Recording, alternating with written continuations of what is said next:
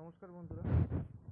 তো আজকে আমরা পিএসসি মিসলেনিয়াসের রেজাল্ট বেরিয়েছে অনেক দিন পর, অনেক দীর্ঘ প্রতীক্ষার পর, প্রায় 9 মাসের পর। কিন্তু একটা জিনিস দেখে অবাক লাগছে যে প্রিলির রেজাল্ট কিন্তু একটা অস্বাভাবিক ব্যাপার দেখা যাচ্ছে যে 145 কাট অফ।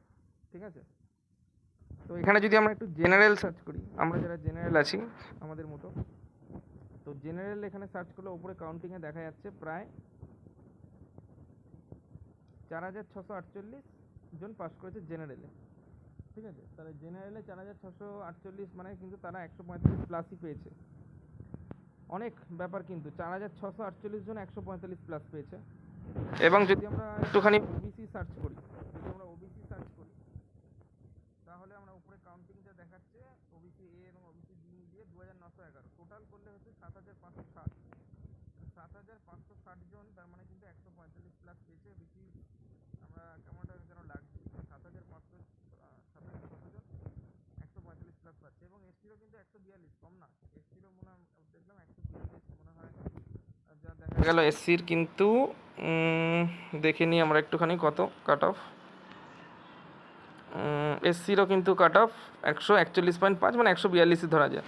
তাহলে এখানে যদি আমরা খুব ভালো করে দেখি যে জেনারেল 145, ওবিসি এ বি 145, মানে 7660 জন, 7660 জন 145 প্লাস স্কোর করেছে এই এক্সামে। এটা কিন্তু 200 মার্কসের এক্সাম হলেও 100টা কোশ্চেন ছিল এবং এখানে কিন্তু নেগেটিভ ছিল 0.5 করে।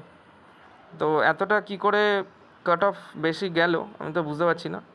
তাহলে মানে এতে যদি এই পরীক্ষাতে প্রিলিতেই যদি আমাদের 72% প্রায় যদি কাট অফ হয়, তাহলে মেন্সে কত যাবে? আপনাদের কি মনে হয় যে মেন্সে কত সিট থাকতে পারে? কারণ 10,000 মানে 650 ভ্যাকেন্সি নিশ্চয়ই নয় বলে মনে করি। হয়তো আরও বেশি ভ্যাকেন্সি আছে, 1000 কিংবা 1200-র কাছাকাছি। তো আপনাদের কী মনে হয় এবং আপনারা কারা কারা পাস করলেন কমেন্ট বক্সে জানান। ধন্যবাদ। সবাই মেন্সের জন্য পড়া শুরু করবে।